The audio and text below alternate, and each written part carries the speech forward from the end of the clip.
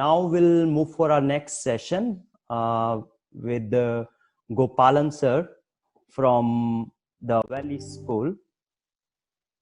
So it was 2017 when we went with a group of schools in Bangalore, the Valley School, which is a school started by Krishnamurti. And then that was the place where we met Gopalan sir for the first time. And in 2018, again, we went to that school. It's a beautiful school. It's a big jungle. And in 2019, I went there because Gopalan sir has written a book which was published by Mind Mingle. One is Bud to Blossom, Blooming Creativity in School, Life and Education. And another one in 2020, that is that is 1+1, Infinity or Eternity. So that was a book launch time. So I was there and I was just roaming around, and I really loved it because I was there for the 2-3 nights, and it was really wonderful experience to be there. So then onward, we have invited Gopalan sir in various conferences whenever we conduct. And I think Gopalan sir is the one who have been to maximum number of Mind Mingle conferences as a speaker. He has conducted workshop on project-based learning. We have done it in Mumbai and Bangalore, in Delhi, and different places with different teachers and principal directors and all. So here I would like to invite Gopalan sir for this. Shri Gopalan. Shri Gopalan is a 69 years old chartered accountant.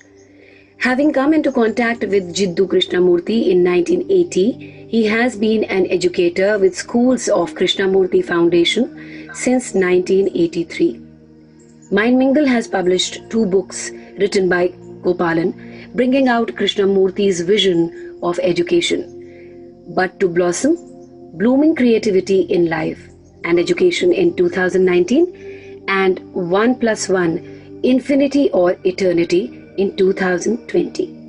Gopalan has given many talks and conducted workshops on approaches to holistic, meaningful, and relevant school education. He is indeed one of the most sought-after speakers at Mind Mingle's platform. Ladies and gentlemen, please welcome Mr. S. Gopalan and listen to his ideas on reinventing school education, the priorities for change.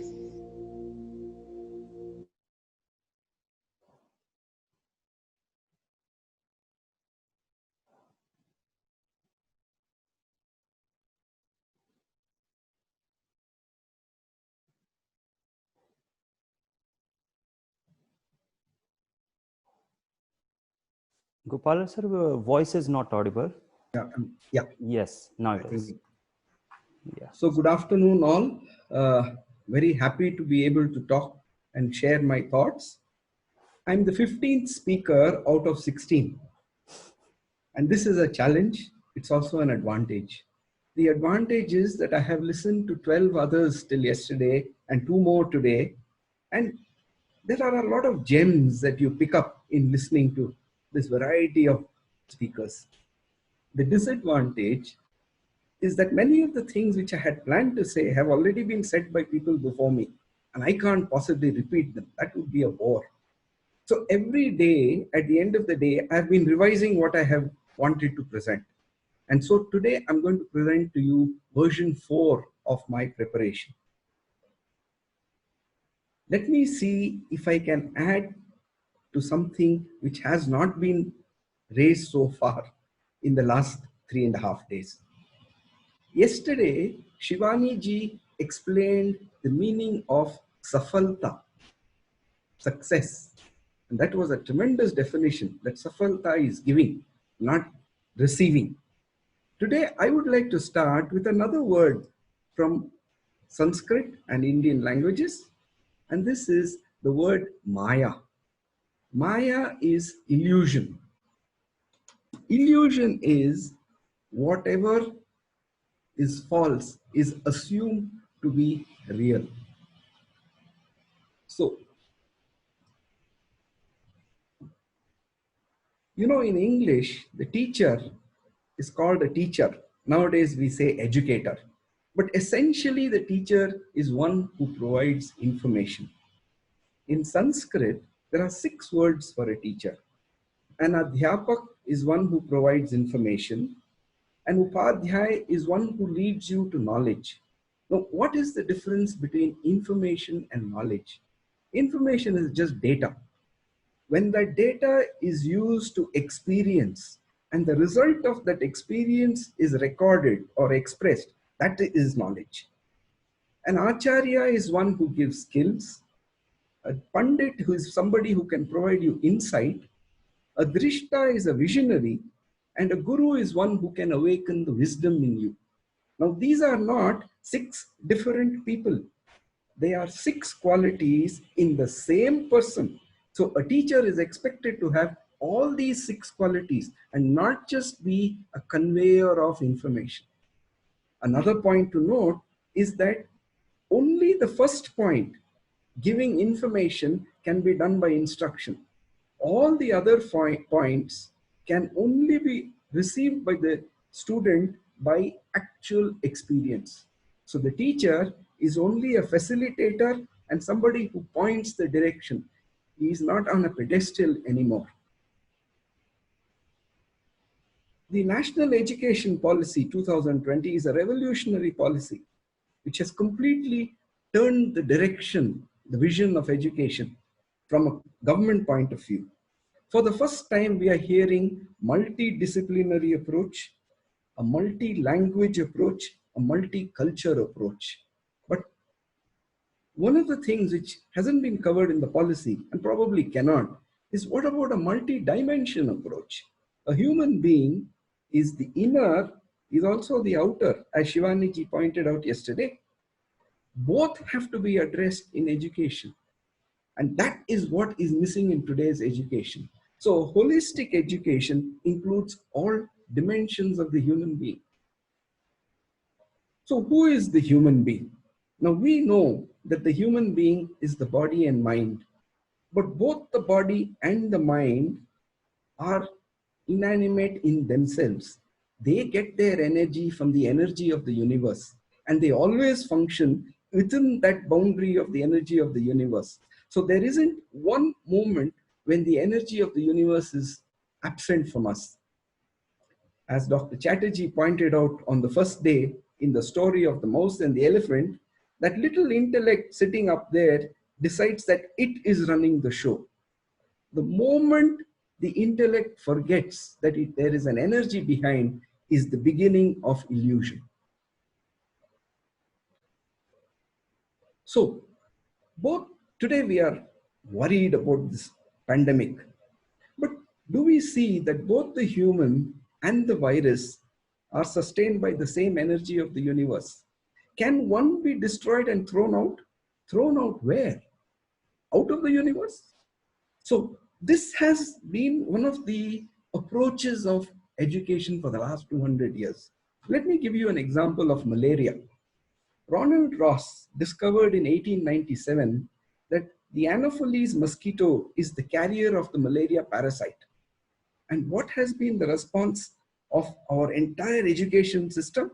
They said, shoot the messenger, destroy the mosquito.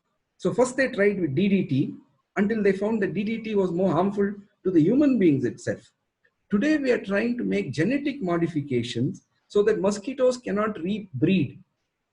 But do we ask this question, does the mosquito have a place somewhere in the universe which we have not understood? Therefore, this approach to education has always put us in confrontation with the universe. And that's why you see the environment crisis up there. Is there an alternative to coexistence with every animate and inanimate creature in the universe? Because they're all products of the same energy.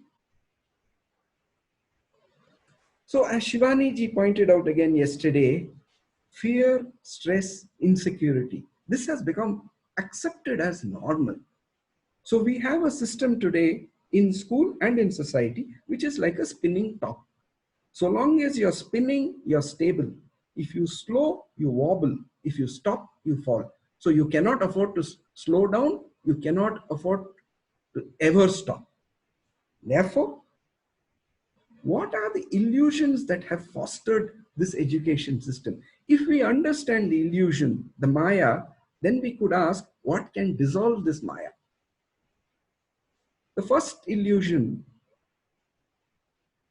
of course, is the separation of me, the intellect, from the rest of the universe. And this has been consistently reinforced by education over the last 150, 200 years. The next is the illusion of the power of knowledge. Now, before even 50 years ago, all knowledge and information came from either teachers or from libraries. Therefore, centers of learning developed in the world. Harrow in Eton, Oxford and Cambridge in England, Takshashila and Nalanda in India, much, much before that. So students went to the centers of learning to get the information and knowledge from these teachers. 25 years ago, the digital explosion revolutionized this. Today, we don't have to look for knowledge and information. We have excess of it. So the challenges today are how to assimilate, how to evaluate this knowledge, how to assess its significance, its relevance, and even to do a fact check and verify whether it's true or false. Then you come to the illusion of understanding. Is there anybody who thinks that his intellect doesn't understand? So this is one of the biggest misunderstandings we work with, that understanding is something of the intellect. The process of thought intellect can only recognize and imagine. Recognition and imagination are two sides of the same coin. You can't have recognition without imagination. You can't have imagination without some recognition of a memory from the past. In this, the thinker has to be separate from the thought. The subject has to be separate from the object. Only then you can have knowledge. But in understanding, the object that you're trying to understand has to be assimilated. That is, it has to become part of you. So there is no more separation and there's no more knower and knowledge.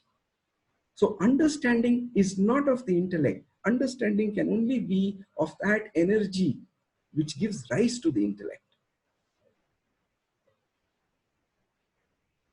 Then we come to this illusion of employment opportunities. See, education has one of its objectives providing skills of livelihood so that you can earn a living. But in the last 100 years, employment, particularly middle-level employment in clerical functions, has been provided by the Industrial Revolution. Now, this provides you a monthly salary which comes on the first of the month or the first week. It's always increasing. You have a tenure of service. And when you reach the age of superannuation, you get a pension for the rest of your life. And therefore, an illusion of certainty in a world that is uncertain. Now, mechanization, automation, and artificial intelligence. These are taking away all these clerical jobs. They're not available anymore. So that age of the tenure, the salary, and the pension is gone.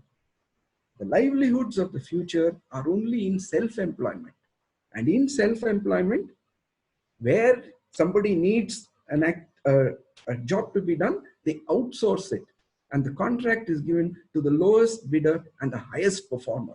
So you are on your toes 24/7. And this is what people are finding out when they have to work from home. They are on call 24/7.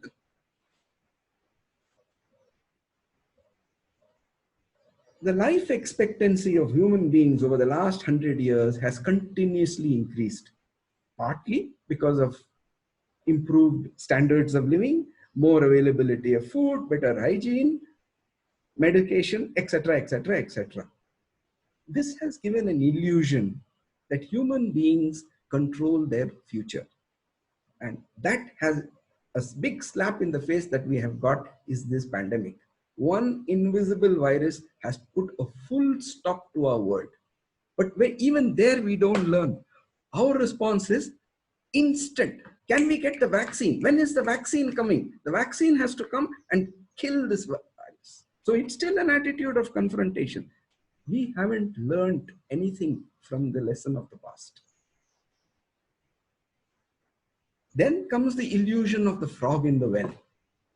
Now, we know the world through our senses. Let's take the most dominant sense, the sense of seeing, vision. We are aware that there is something called electromagnetic waves, which are infinite at both ends. One little segment in between is the visible light spectrum, and that's all our eyes can sense. And that limited vision gives us our picture of the world. And it's the same with all the other four senses. So the image of the world that we have, which is so real and solid to us, is an image given from our senses and imagined by our thinking, by our intellect. It's a virtual reality. What happens to this world when the mind doesn't exist? Does it exist at all? Is not a question we ever ask. And isn't this a question to be asked as you start the process of education? This is a graph of an ECG of the heart. And you see this continuous line, that means your heart is okay. And from the time you are born until you die, there is this continuous heartbeat, or is there? If you look at the process of how the heart works, it compresses, takes a rest, relaxes, takes a rest, compresses, takes a rest, relaxes, takes a rest. And these little pauses in between is when the heart takes rest. So where is the continuity? The continuity has come because we have drawn one continuous line. Now, I'm 69 years old. That means what? I was born 69 years ago. I don't know that. Somebody has told me. But I know I have memories of school. I have memories of college. I have memories of getting married. I have memories of children being born. Each memory is a separate instance. My thought strings them together and brings in continuity. So continuity is entirely in thought. There is actually only the present moment. All past and future is in imagination alone. Now, the ancient wisdom of this land understood this. Therefore, one of the basic fundamental questions that has always been asked is, who am I? And this investigation has to begin when you are young, when you have the energy to investigate, not at the age of 70 when your mind doesn't function.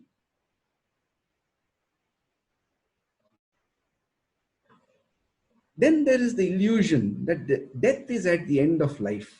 Now we know from human biology that we are made up of different cells. And these different cells have different lifespans. Some as short as a few hours and some as long as a few years. There is nothing in me today with which I was born 69 years ago. So this process of dying of cells and regeneration of new cells is happening all the time. And therefore, at any moment, I'm a combination of living cells and dying cells. So long as the living cells are more than the dying cells, I'm alive, I'm growing. So death is there in every single moment. Living is a dynamic quality. Death doesn't come to you at the end of a particular period. Then there is the illusion of invention. Electricity is one of the greatest inventions of the last 200 years, and it sustains our entire energy today. But it's nothing new. Electricity exists in nature. So every invention that our technology has come upon is only a rediscovery of something that is existing in nature. We have rediscovered it. And this rediscovery we call creativity. But it's not creativity, it's not original. Creativity can only be of that universal life energy. And that life energy is part of us. And that life energy is presenting itself through our body mind. So there is always the opportunity to be creative if we can allow that life energy to express itself and not try to direct what it should do. Then there is this illusion of the superiority of a monoculture.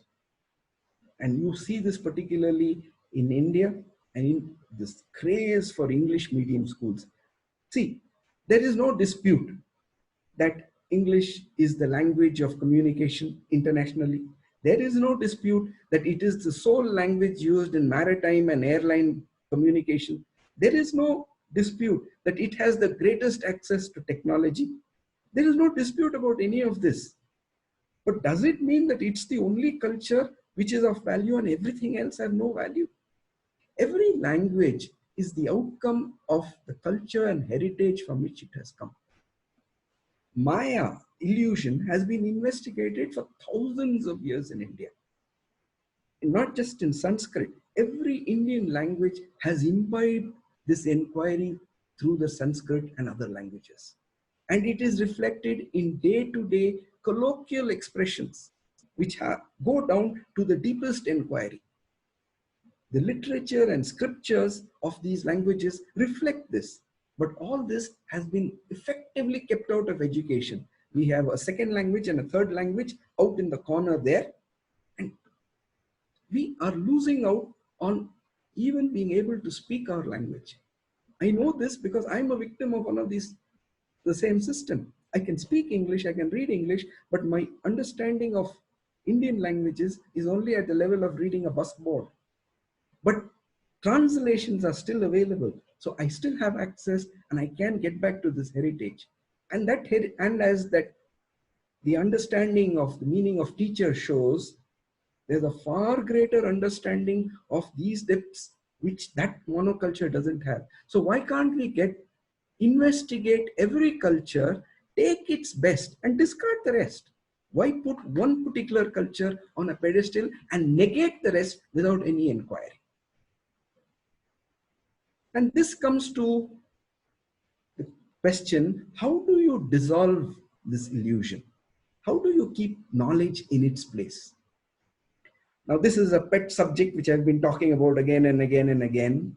Every human being is born with the quality of curiosity, spontaneity, and an absence of fear.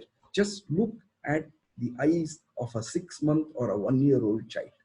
There isn't one human being who doesn't have it. So all we have to do is provide that sense of security, the space for the exploration, so that these qualities of curiosity, spontaneity, and absence of fear are sustained. When these are sustained, as the child grows up, the child will, as a speaker earlier said, ask why, 24 times, why, right? But that asking why brings the next stage of discovery. What is discovery? You observe and let that object which being observed through the process of observation reveal its secrets to you. Is this not really the scientific process? But the way we are teaching science is to sit and cram all the laws which others have discovered. Whereas all you have to do is observe, not just laboratory, 24/7, observe. Now the net result of this observation is what we express as our understanding through the limitation of our intellect and body, and that we call knowledge. And that's a small little bit right at the top. And all our fear is in the because of the knowledge. If we are able to sustain this curiosity and this investigation and the discovery, that little bit of knowledge can be handled very easily.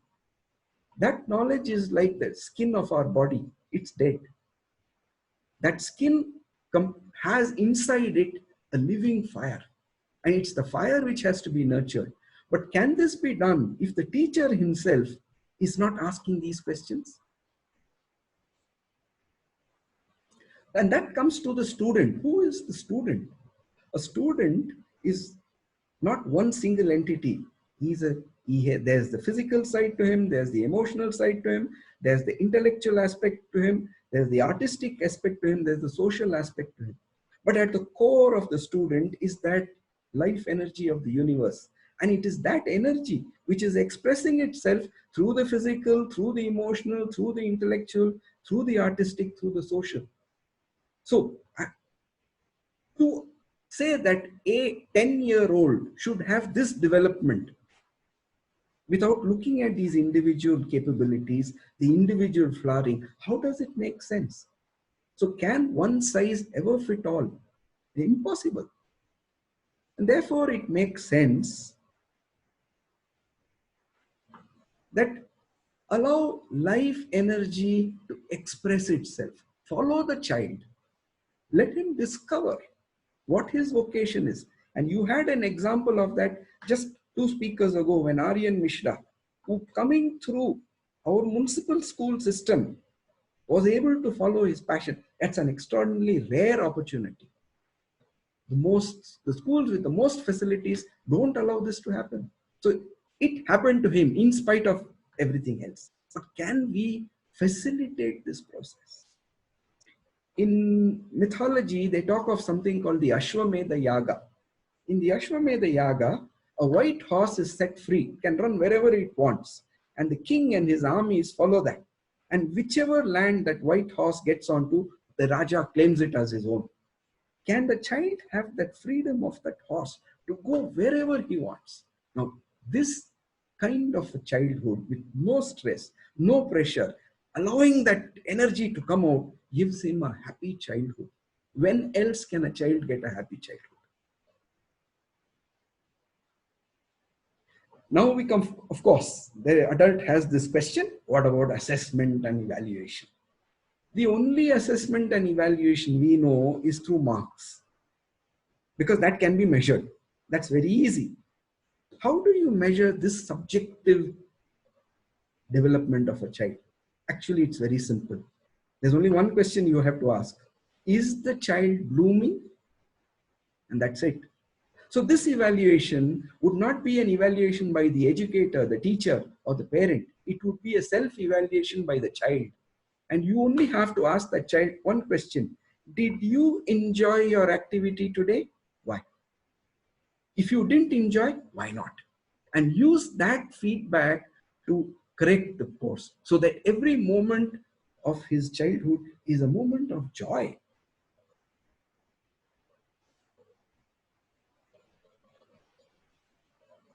So if we did all this, we would have a foundation, a pyramid, where the most part of it is in a screen of happiness, and only that small little bit on top is the fear.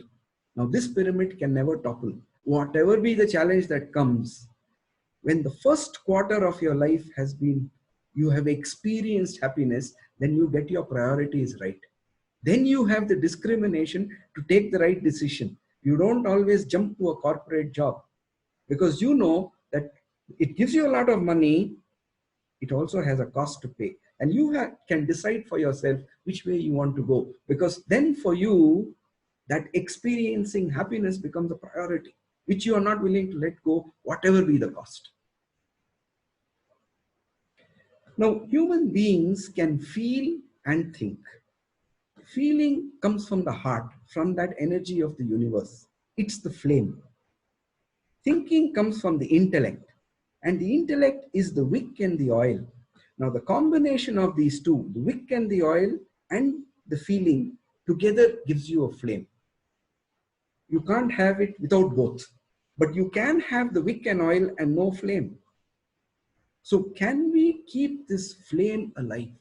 What helps to do that? One of the things is to have that inherent passion inside, as you saw in our young friend Aryan.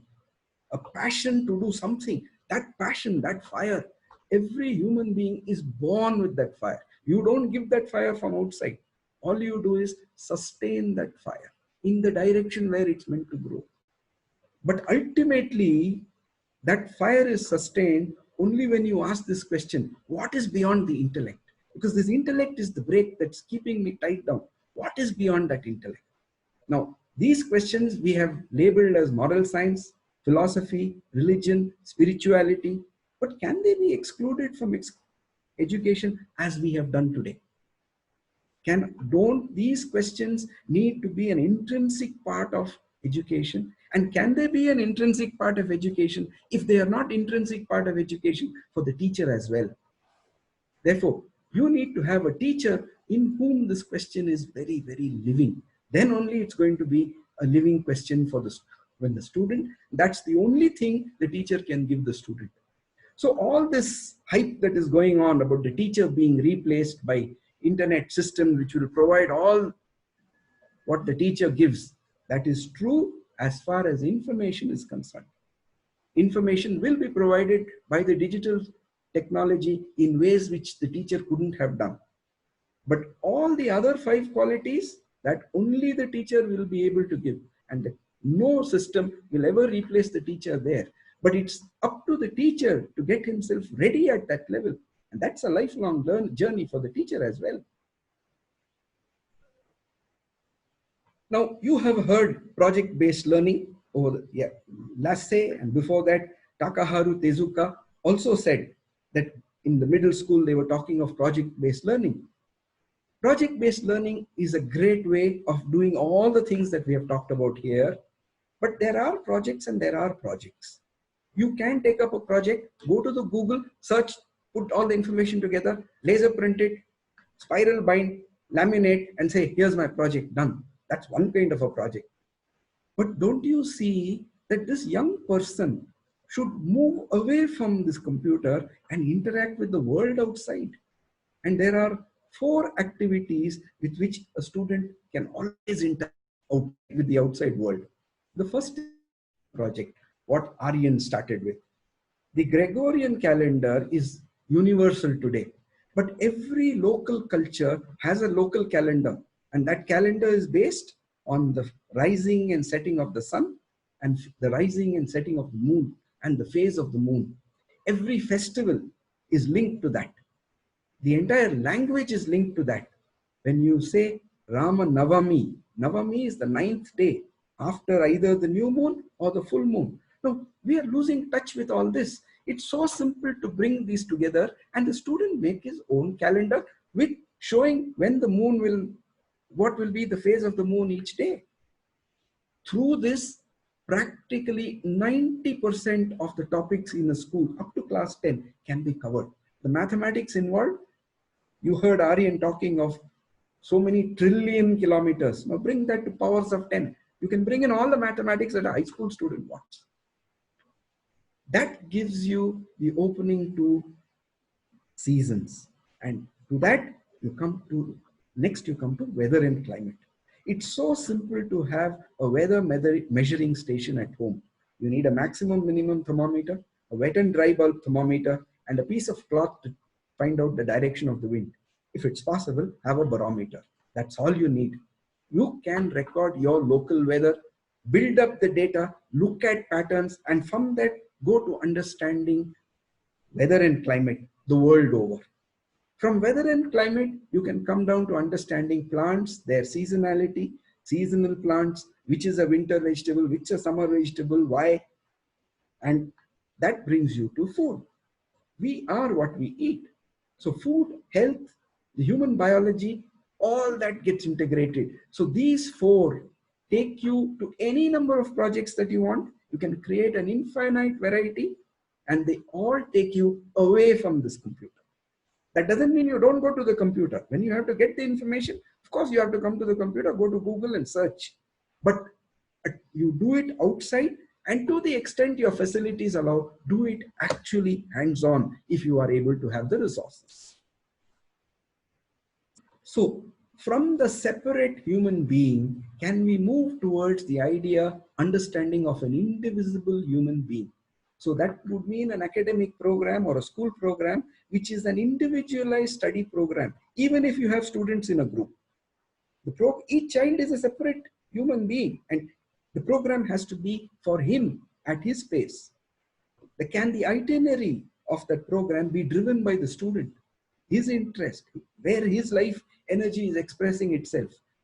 Can it be an integrated subject approach, not the silo approach which everybody has talked about? Can investigation, why be the driver? Can it be inspiring and motivating? It will be if we do all these 4. And can intelligence beyond intellect be the holy grail that we are searching for? Now this has to be integrated into methodology, curriculum, approaches. This will be result in a holistic, individualized education. And this can be done anywhere, anytime, adjusted to whatever infrastructure and facilities that are available. Doing this will give you the goal of holistic education. You enable the student to be a light to himself, and it is that light which will dissolve that illusion of Maya. Every crisis is an opportunity. So we have now got an opportunity to change. If we don't change, we have to wait for the next opportunity. That means wait for the next crisis. So what do we want to do? Do we want to act now, or do we want to wait for the next crisis? So thank you very much for a patient hearing to something I think has not been said in the previous sessions. Thank you very much for this opportunity. Wow, sir, it was so beautiful. Like you have given the whole summary of all 3 days and what education is all about and how this crisis is changing everything and why we need not to change. So thank you so much, sir. Thank you. It was really nice. We can take 2 or 3 questions if there are some questions. Sir, kindly elaborate on the activities to promote happiness amidst the intense curriculum. See, we begin with the wrong end of the stick. If you follow the child, why do you need a curriculum? Curriculum means this is a goal you have to reach. I'm already deciding it for you. Then they are not following the child. So the curriculum has to be built moment to moment from what that child starts with today. Begin from there. Build the curriculum, not fix it in advance. Then it becomes a rigid, dead curriculum. And that's what we are asking. We are asking students to conform all the time, not to use their initiative, not to use their creativity. See, initiative and creativity are very dangerous in the realm of institution because they boil. You are on your toes all the time. It's much nicer to have everybody conforming and saying, yes, I'll do what you say. Sir, there is another question. I can see that many people are coming around to this way of thinking. It's a liberation for teachers and learner alike. But what is your view is the main factors stopping teachers from taking such an approach to education? I disagree with what Mr. Pradhan said yesterday. He was pointing out the different problems of schools, and one of the things he was saying is not enough salary. We need to increase salary. I disagree. You may pay more salary. That would be the corporate approach. That wouldn't give you the teachers that you want. The examples of those who started those schools, what fired them to do what they did? So that passion which is there inside has to come out. The teacher has to have that fire, has the passion. Such people have to come as teachers. If you're only coming to the teaching profession for a job, then how are we any different from the government schools that we criticize so easily? And sir, there is a last question which we'll take. It is said that we provide all that is required for good education. A child learn and explores, but with the rise in technology and resources all around, still we find innovation is somehow curbed. What leads to this? This is what I meant when I said project-based education. Let the child start investigating. When he needs information, show him how to get it from Google, but then also show him how to differentiate that mass of information that he gets, how to get the essence of it. That's far more difficult than reading a textbook and just ticking the answers that you want. We are not teaching those skills. It requires more work. It's far easier if you just give me question and answer, then I don't have to do all that effort. So digital technology is available. It's available for making presentations like this. You see the power of it. So ask the student to present and tell him, I don't want to listen to a boring speech. Make it colorful. So we have to build on the technology. Sure.